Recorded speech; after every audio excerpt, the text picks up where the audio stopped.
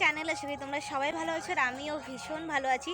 তো গাইজ আজকে হচ্ছে মহাশিবরাত্রি, অনেক অনেক শুভেচ্ছা সবাইকে।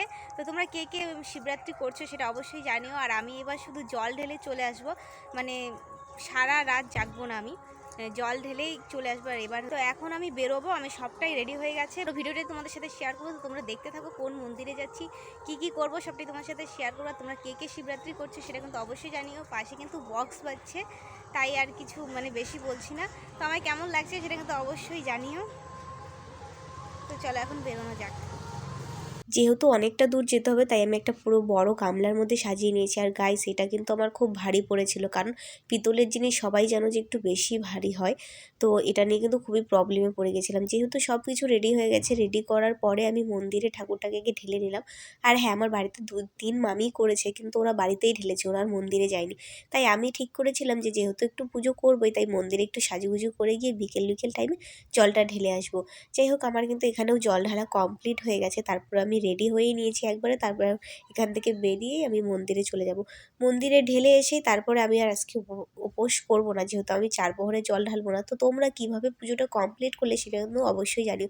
আর কারা কারা সারা রাত জেগে আনন্দ করলে সেটাও জানিও। আমাদের তোমার কমপ্লিট হয়ে গেছে, এখন আমি বেরোবো। আর মানে গামলাটা যে নিয়েছিলাম এত বেশি ভারী হয়ে গিয়েছিল, আমার নিতে খুব প্রবলেম হচ্ছিল। তাই মামা আমাকে হাফ রাস্তায় দিয়ে এলো, কারণ হচ্ছে বান্ধবী অনেক লোকজন নিয়ে বেরিয়েছিল, তাই এই গাড়িতে তো যাওয়া যাবে না। তাই ওদের সাথে আমি বাকিটা হেঁটে হেঁটে গেছি, তাই একটু বেশি কষ্ট হচ্ছিল।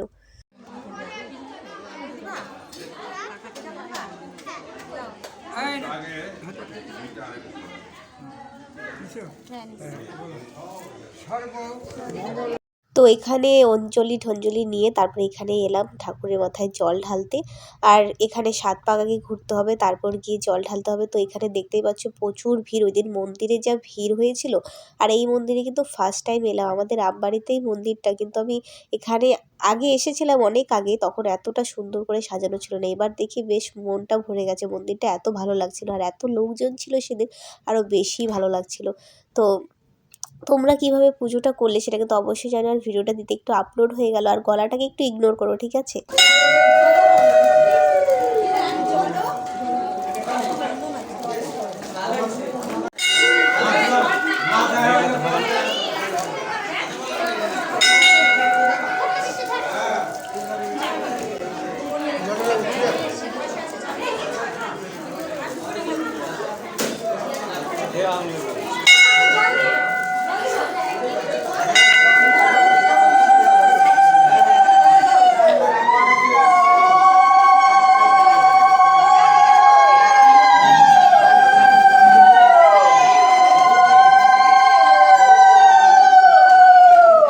তো গাইস এভাবেই কিন্তু আমার জল ঢালা পুজো পুরোটাই কমপ্লিট হয়ে গেছে খুব সুন্দর করে।